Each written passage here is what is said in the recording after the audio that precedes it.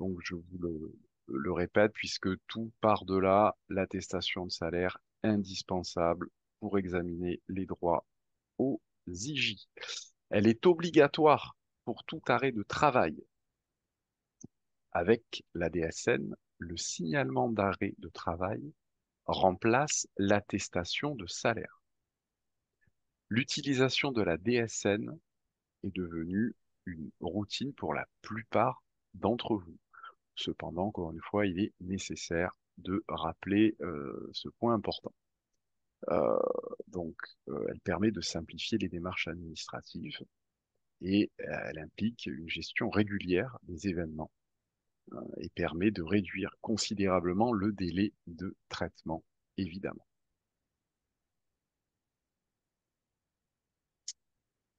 Signalement d'événements ou attestation sur Net Entreprise. Le point à améliorer est le délai d'envoi des attestations.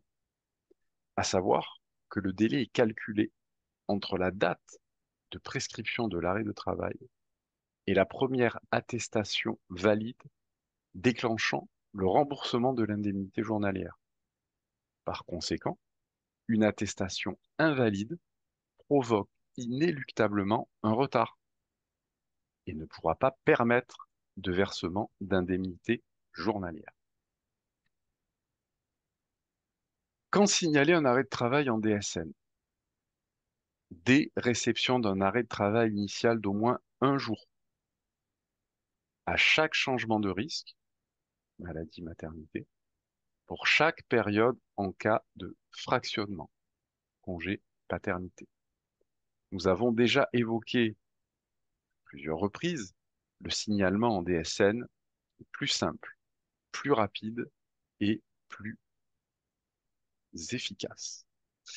Un petit problème technique, me dit-on dans la volée. Les diapos ne Non, c'est défilent. bon. Ah, c'est bon. Non, Ah, c'est bon. voilà, voilà. Tout va bien.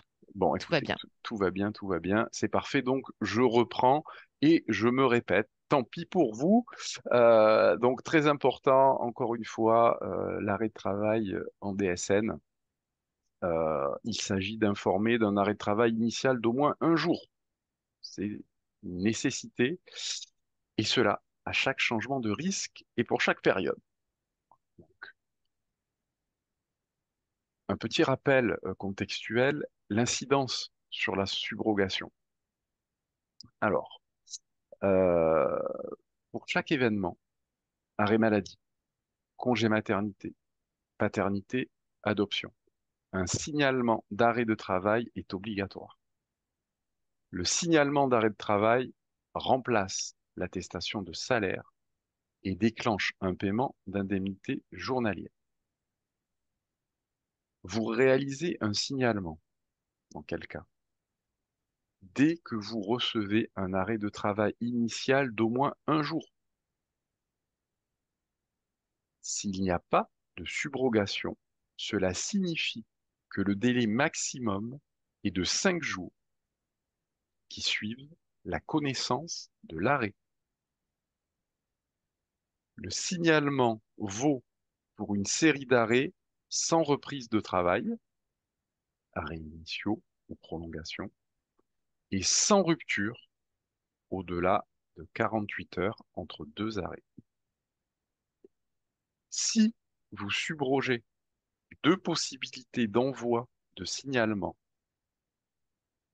vous transmettez les signalements d'arrêt au fur et à mesure, ou bien vous attendez l'envoi de la DSN mensuelle pour l'envoi des signalements d'arrêt de travail, à savoir, pour une prolongation de l'arrêt de travail, une attestation de salaire employeur n'est pas à faire. Il faut également avoir à l'esprit que le non-respect de ces délais fragilise les revenus de vos salariés qui ne comprennent pas les retards et cela génère des réclamations de leur part. Et cela peut provoquer des conflits avec la gestion comptable et avoir un impact financier en cas de subrogation.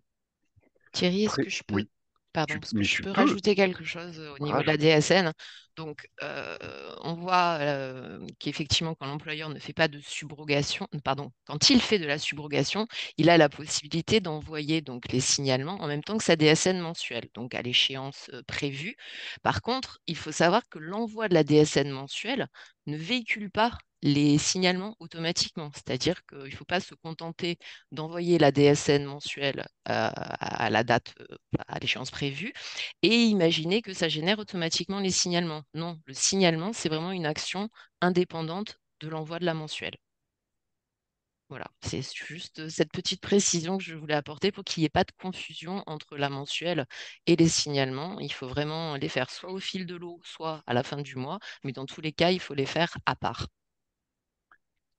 Voilà. Eh eh bien, merci Lionel pour cette intervention à la volée. N'hésite pas, hein, toujours à préciser il y a quelque chose qui te paraît indispensable et que je ne cite pas.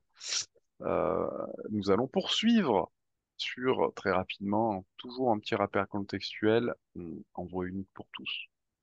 Hein, on en a parlé, signalement DSN, plus simple, plus rapide, plus efficace. Euh, vraiment, vous réalisez toutes vos actions de paye en DSN, utilisez les signalements.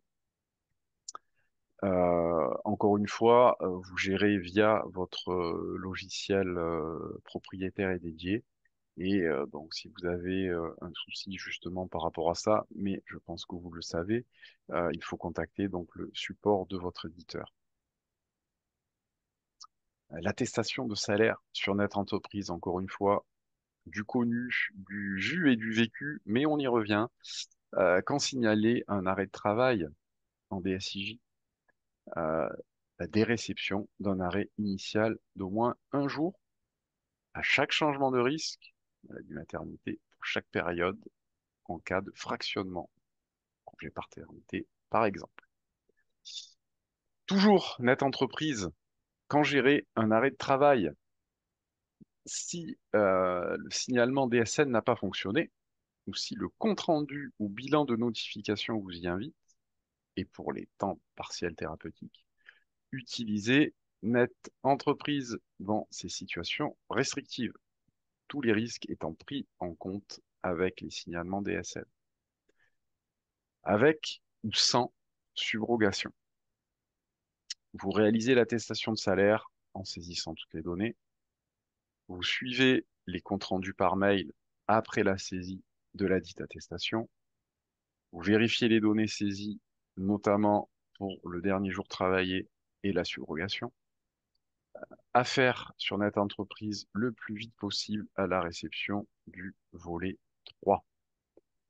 Dans les 48 heures suivant la réception de l'arrêt de travail, et vous gérez seul, euh, sans l'aide de votre logiciel. Donc, il est fortement recommandé de réaliser l'attestation de salaire dans les 48 heures. Les résultats de 2023, alors encore une fois, nous passerons assez rapidement là-dessus, à titre indicatif. Euh, donc, on peut voir effectivement que sur un panel de 37 000 entreprises sur 2023, nous avons traité 253 270 attestations. C'est quand même un taux assez élevé. Euh, on a en dessous le premier petit camembert qui va vous préciser écoutez, quel est le taux de subrogation ou de non-subrogation. C'est toujours intéressant de voir quand même un petit peu les tendances. Le taux de DSN également. Vous voyez donc un très fort taux en DSN, donc on peut s'en féliciter. Et très rapidement, vous pouvez voir que les attestations au traité concernent à 80% la maladie. Euh, le délai d'envoi moyen en jour, toujours un délai moyen de quasiment 20 jours, hein, alors qu'on a un délai attendu de 15 jours. Alors, voilà, vous voyez voir délai moyen des attestations. Euh, Donc là, encore une fois, il faut améliorer tout ça et c'est pour cela donc que l'on vous propose donc ce webinaire, mais également qu'un suivi et nous y reviendrons. Vous avez le délai un petit peu par risque aussi. Encore une fois, donc ce sont des données hein, de 2023 sur 37 000 entreprises. Hein. C'est pas non plus toutes les Bouches-du-Rhône, évidemment. Donc on peut voir que bon, le délai est à améliorer et c'est pour cela qu'on vous sensibilise à cela. Les bonnes pratiques, euh, les bonnes pratiques de gestion des attestations de salaire, qui forcément vont diminuer le délai de traitement, les sollicitations salariés-employeurs, également donc les réclamations que vous pourriez faire à la caisse primaire via le service Réclame Employeur. Hein. J'en avais parlé, on a eu deux petits webinaires dessus. Alors, les bonnes pratiques. Toute attestation doit obligatoirement comporter le même siret. Un arrêt égale une attestation.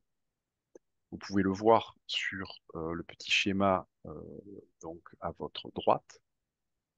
Si l'établissement C réceptionne le paiement des indemnités journalières pour toute l'entreprise, c'est l'établissement C qui est centralisateur. C'est également le cas si vous sous-traitez cette action à un tiers déclarant. Cette procédure s'applique également. Toujours le même numéro de SIRET. Très important, un arrêt, une attestation. Toujours sur les multisites et les problématiques des SIRET centralisateurs. Les doublons, et je sais que peut-être Lionel aura un petit quelque chose à nous dire là-dessus. Oui. Euh, Non, non, évi- mais finis ta diapo et je je, mettrai. je sais que tu étais en embuscade sur le sujet. Il faut respecter la chronologie des arrêts. Alors, si vous avez tué un signalement d'arrêt DSN, inutile de saisir une attestation de salaire sur Net Entreprise. On a mis un point d'exclamation parce que c'est très important. C'est ça, Soyez... Ah, c'est là que voilà. j'interviens. Alors, dernière phrase et après je te lâche, Lionel, sur le sujet. Soyez extrêmement vigilants, encore une fois, donc c'est indispensable. En cas d'erreur, vous avez la possibilité, même vous devez, hein, donc faire un signalement, annule et remplace, très important, ou une attestation rectificative. Mais jamais deux attestations initiales, évidemment. Et je laisse la parole à Lionel, je t'en prie. Oui. Donc en fait, on vous parle de ça et de ne pas envoyer deux attestations initiales puisqu'on a constaté un comportement assez récurrent de la part de certaines entreprises. En fait, si vous envoyez votre attestation de salaire, donc que ce soit en signalement DSN ou en saisie directe hein, sur Net Entreprise, et vous ne voyez que ça ne génère pas forcément un paiement ou pas dans le délai que vous attendez. Donc en fait, on a des entreprises qui nous renvoient des attestations en se disant que peut-être ça va relancer le paiement.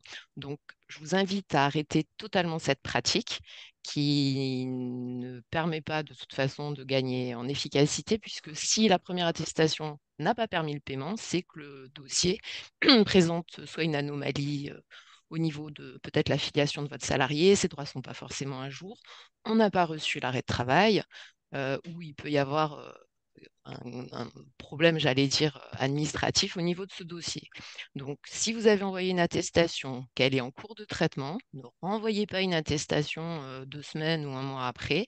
Si vraiment vous voulez savoir le problème qui est rencontré, déjà prenez bien connaissance des comptes rendus que vous avez reçus soit par mail, soit depuis votre tableau de bord DSN, ou éventuellement prenez contact avec un conseiller de l'assurance maladie sur la plateforme dédiée, là au 36 79, pour savoir quel est le problème particulier sur ce dossier. Voilà. Les doublons ne font pas avancer le dossier, ça le perturbe même davantage puisque nos techniciens se retrouvent donc avec deux attestations, donc deux documents comptables, et ils vont vous renvoyer un mail ou une demande pour faire une troisième attestation rectificative qui sera qui annulera et remplacera en fait les 2 précédents envois. Donc au final, en pensant gagner du temps, vous en perdez.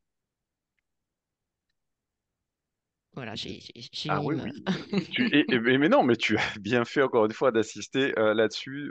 Voilà, donc les précisions nécessaires pour ces bonnes pratiques vous faciliter au final la vie et la gestion. Euh, et nous allons poursuivre. Alors, ah ben regardez, encore une fois, évite, on n'est pas du tout insistant sur le sujet, hein, vous pouvez le voir. Évitez les doublons, on a hésité à le mettre encore plus gros, mais non. Voilà, donc Lionel est revenu sur le sujet. Donc, encore une fois, bon, on va le répéter gentiment, éviter les doublons. Euh, voilà, donc un arrêt égale une attestation. Très important. Voilà, donc ce qui a été dit est répété. Mais encore une fois, on ne vous abandonne pas sur le sujet. On voit un petit numéro qui s'affiche, 36 79, hein, pour un suivi de dossier. On reviendra un petit peu à la fin justement sur les moyens de contact que vous avez pour nous joindre sur ces problématiques. L'ouverture des droits. Alors, l'ouverture des droits également fait partie des bonnes pratiques. Donc, pour ouvrir les droits, si vous ne saisissez pas la date de reprise réelle, par exemple dans le logiciel de paye, le système DSN génère une attestation au D6. Je pense que vous devez en avoir déjà rencontré quelques-unes, qui déclenchent des comptes rendus métiers négatifs dans votre tableau de bord.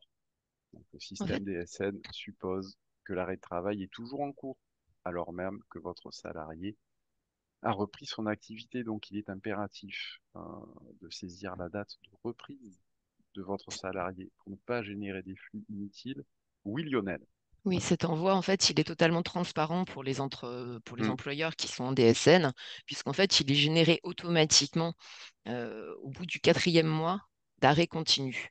Donc, soyez attentifs effectivement à bien fermer vos arrêts dans votre logiciel de paye. Sinon, ça déclenche automatiquement, sans que vous le sachiez, hein, forcément, l'envoi d'une attestation et effectivement la réception d'un compte-rendu par mail ou dans votre tableau de bord, vous indiquant que cette attestation n'est pas nécessaire et vous ne faites pas forcément le lien. Donc, c'est effectivement source de confusion, comme vous indiquez, Thierry. Donc voilà, soyez vigilants sur bien fermer vos arrêts de travail dans la mensuelle, enfin, pardon, dans votre logiciel de paye pour éviter la génération automatique d'une attestation dont vous n'auriez pas forcément connaissance. Exactement. Donc, encore une fois, malheureusement, des flux inutiles, hein, qui retardent les paiements. Toujours sur l'ouverture des droits, hein, alors via Net Entreprise. Alors, si votre salarié n'a pas encore repris le travail, ou si ce dernier a bien repris le travail de manière non anticipée, le jour où vous réalisez votre déclaration en ligne, cochez la case travail non repris ce jour. Si votre salarié a déjà repris le travail de façon anticipée, veuillez indiquer la date après vérification, évidemment. Alors, quand votre salarié reprendra le travail, si sa reprise est anticipée, vous devrez compléter une nouvelle attestation pour informer l'assurance maladie de la reprise anticipée.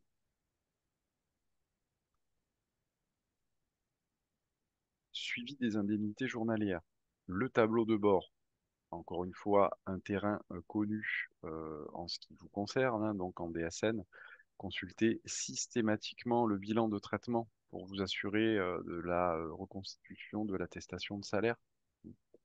Encore une fois, élément indispensable, c'est un outil de suivi. Consultez-le. Vous y avez toutes les informations liées au déclarant, hein, donc qui a déposé la DSN. Donc important, consultez les retours d'informations qui vous sont faits via donc les comptes rendus métiers. Toujours sur le suivi d'indemnités journalières.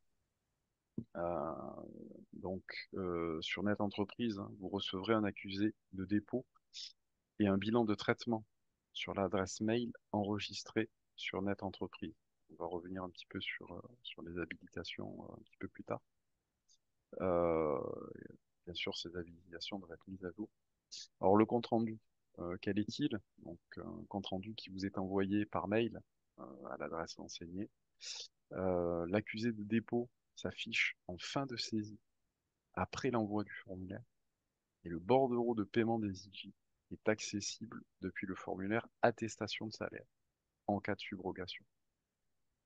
Donc là, encore une fois, le pense-bête, vous voyez, pensez à vérifier les habilitations et mettre régulièrement à jour vos coordonnées afin d'assurer l'accès à tous nos services et afin de garantir un bon suivi des arrêts de vos salariés.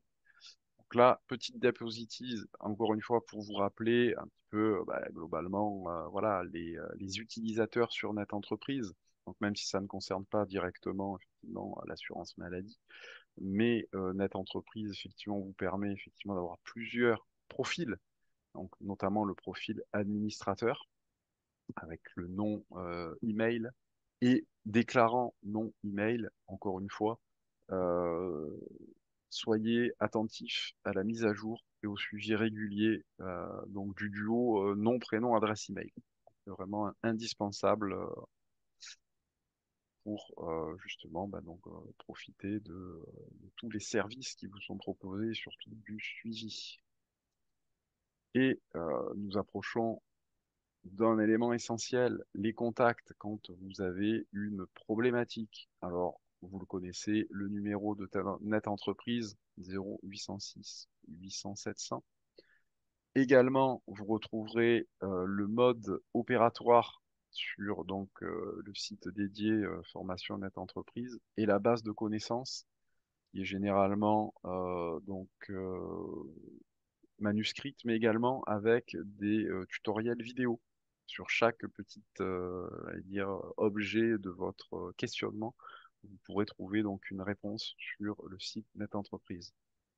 Le côté maintenant assurance maladie, espace entreprise que vous allez retrouver sur Amélie. Également, on en parlait précédemment, le suivi de vos dossiers au 36 79 et une adresse email de contact. Cette adresse email de contact est présente pour vous accompagner dans l'utilisation des téléservices de l'assurance maladie. Ce que vous n'auriez pas pu comprendre, ou qui ne fonctionnerait pas, ou qui serait un petit peu vague, vous pouvez nous écrire à cette adresse, faites-le, on vous répondra. Cependant, j'insiste, il n'y aura aucun suivi des dossiers. Voilà, donc on est vraiment sur un accompagnement à l'utilisation de téléservices et pas donc sur un traitement des dossiers en eux-mêmes. Voilà, bien écoutez, je pense que nous avons achevé cette session. Hein, je vous remercie donc pour votre attention. Nous allons passer évidemment assez rapidement donc à un petit sondage. Hein, comme je vous le disais, je vais vous solliciter concernant votre problématique de suivi sur cette thématique.